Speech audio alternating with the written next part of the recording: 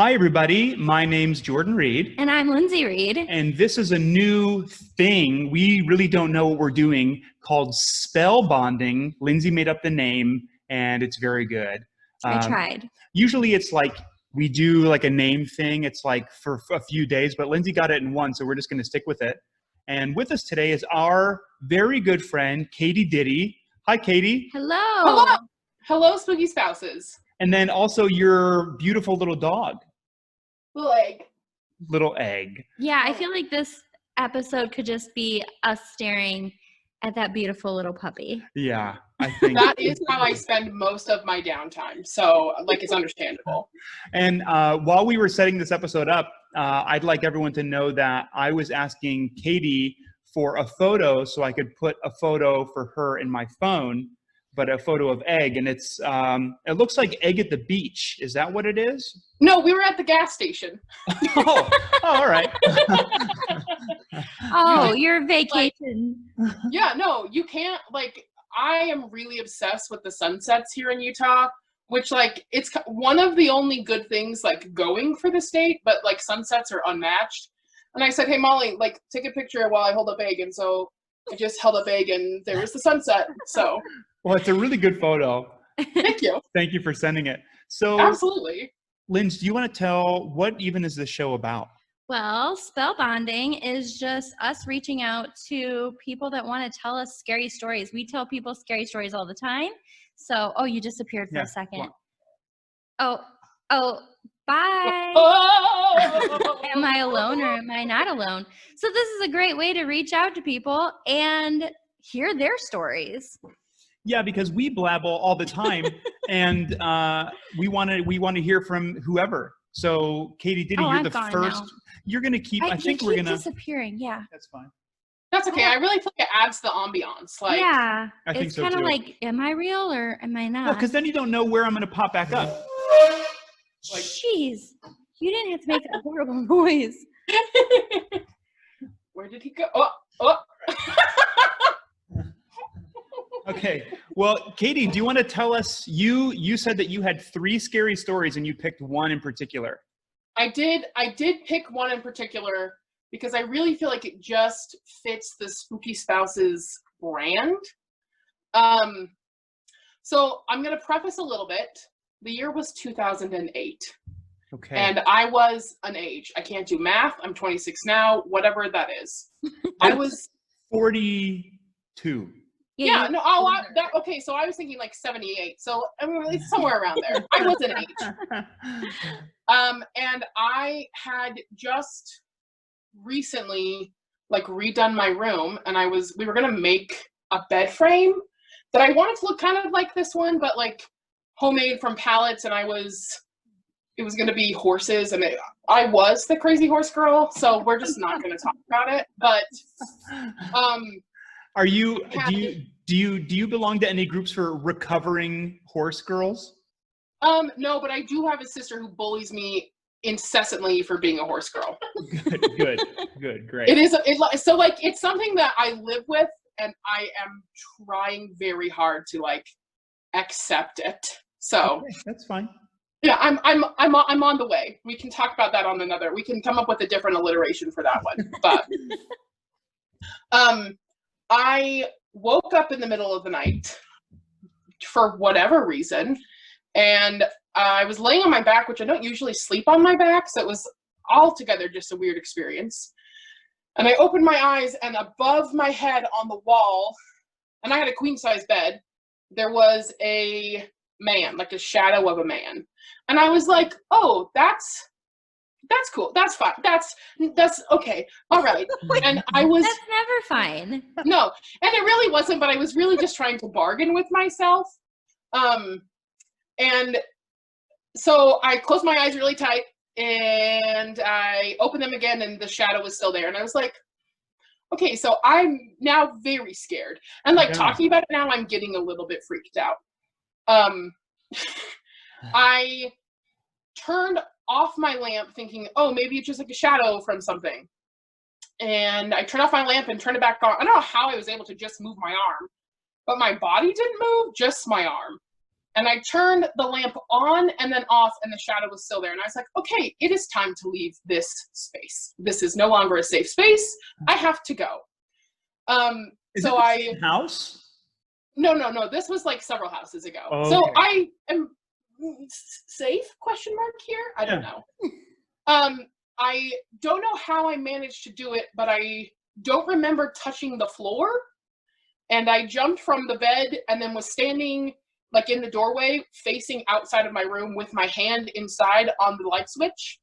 And I leaned back in and the shadow was still there. So I flipped the light switch on and I watched for a second and then I went back and I turned the light switch off and I leaned back and the shadow was gone.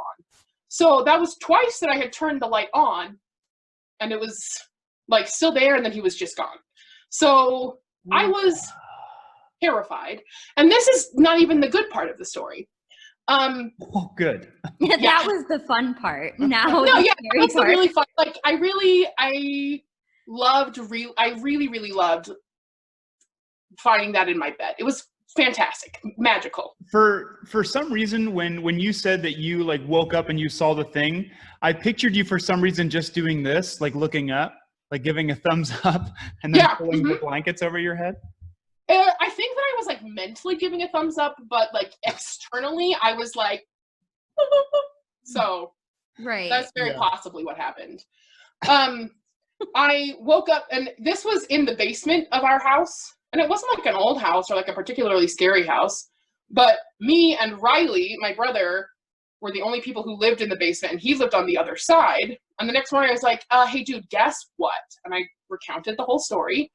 And he was like, oh, that's crazy that you say that, because I've been hearing a man talk in your room at night. And I was like, I'm sorry, what? And he didn't tell you? No, he just decided to keep it to himself. And so then, like, I was already scared, but I was mortified.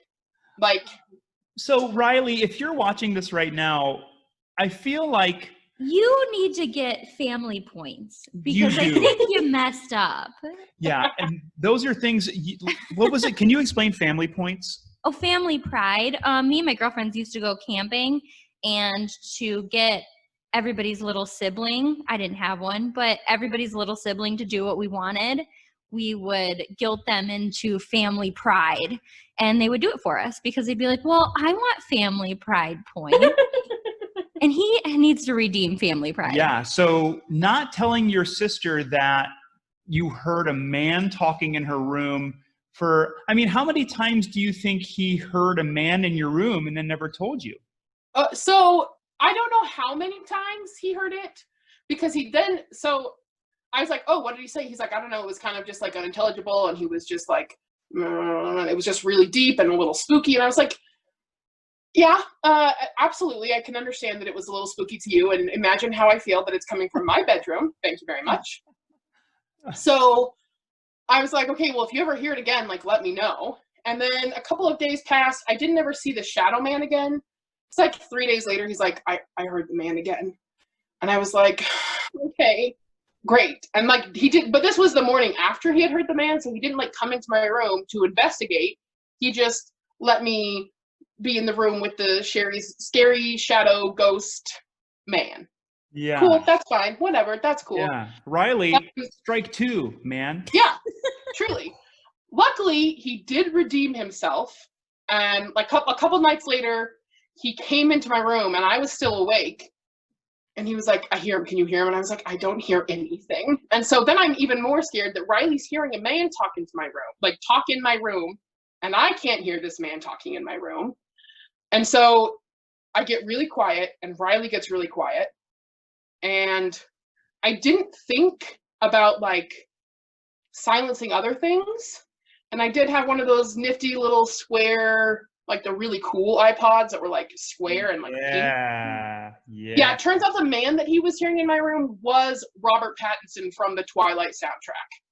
So So it was just Twilight scary. Yeah. Which like I do have a problem where that's another group that I could be in as a Twilight recovery one, but that's not something I'm ready to accept yet, that I have a problem. Yeah. So I'm gonna just keep living. I know it's been too many years, but yeah. So The Shadow Man was real, and there's no explanation for the Shadow Man.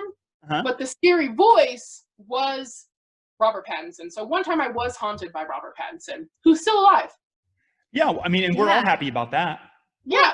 So I was gonna say, number one, props to you for that happening, and then you slept in your room again. Because I'd be like, never again, not doing it. Two, maybe it was a Twilight haunting.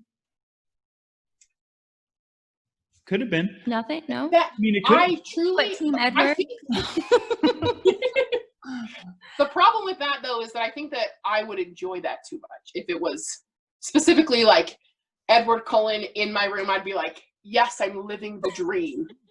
You know, and that's something I don't think people really talk about a lot. Like if you would not only want, but would be excited about a certain spirit or whoever haunting your room, like, like if you see, so you see the Shadow Man on your thing and you're flipping the lights and it's still there and you're freaked out, then all of a sudden you flip the light on and off and it's still there, but it goes, it's actually me. What's the name? Edward Cullen?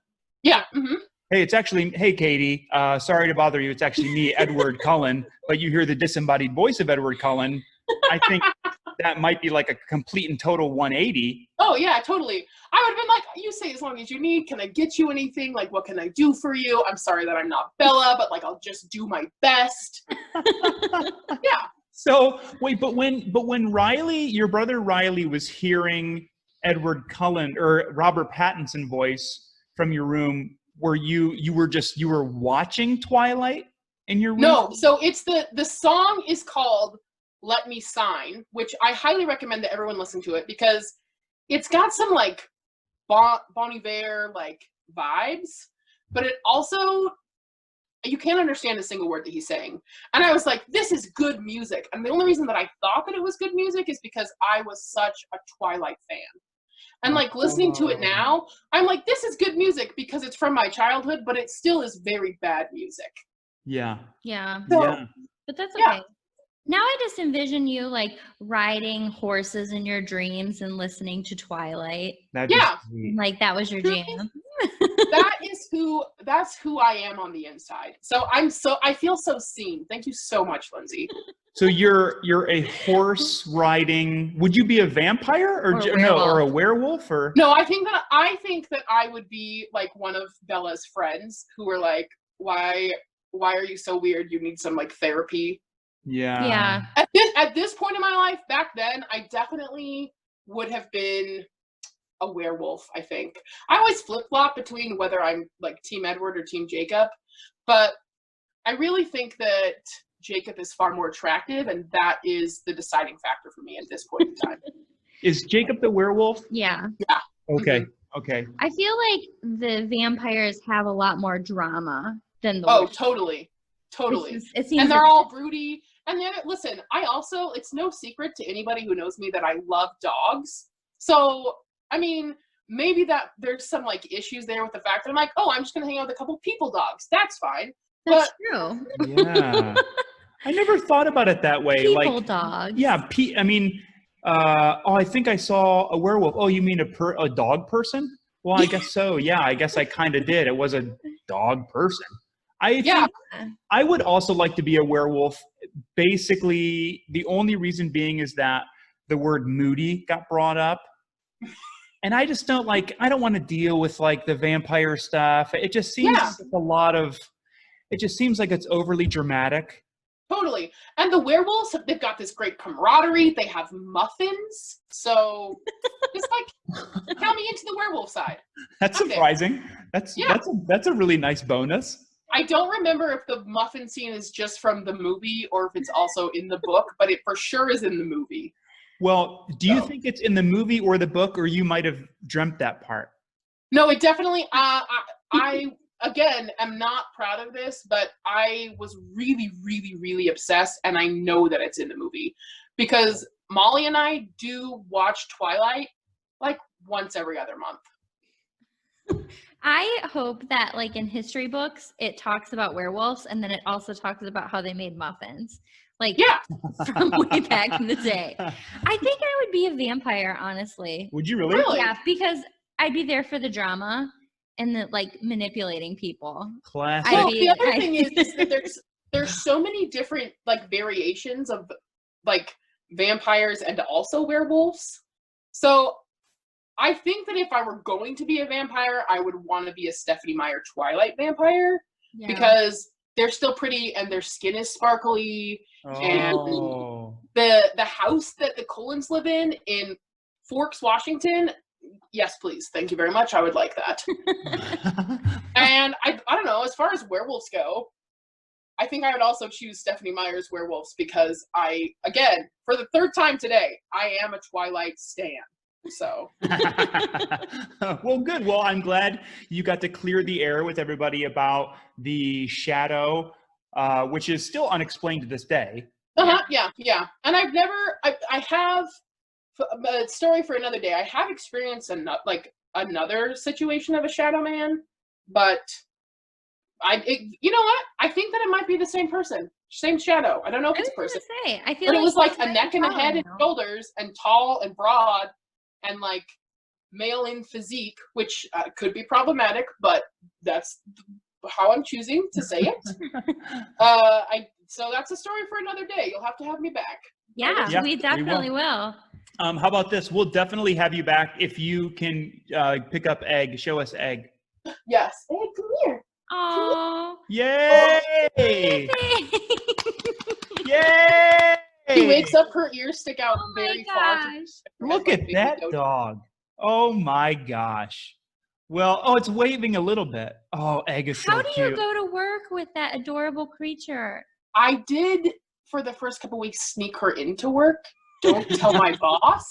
And that's the truth. I had a dog bed for her at work and a water bowl for her at work. Oh. And then I got caught. And then I couldn't bring Egg to work anymore. So I guess you can tell my boss because she does know about it. But that's fine. Yeah, it's okay. That's okay. Oh, look at that Egg. Well, Katie, thanks for hanging out with us and thanks for telling us your spooky story. Yeah, that's absolutely. Weird. Thanks for having me. Thanks for having me and Egg. You're welcome. Anytime. And Molly's arm. That was Molly's arm also was present. Okay. Thanks, Katie. Yeah, thanks. Bye, guys. Bye.